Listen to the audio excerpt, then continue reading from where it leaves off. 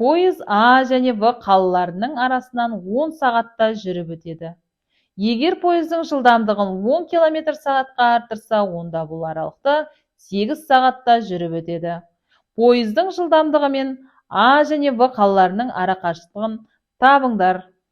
А және В қалаларының арасын пойыз 10 сағатта жүріп өтеді.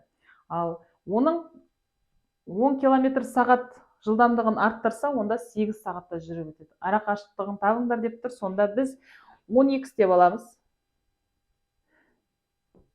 Х қосылған 10 деп алайық теңдеуді. Жақшаны ашып алайық. 10х тең 8х қосылған 80. 10х азайтылған 8х тең 80. 10х-тан 8х-ті азайтсақ, 2х тең 80.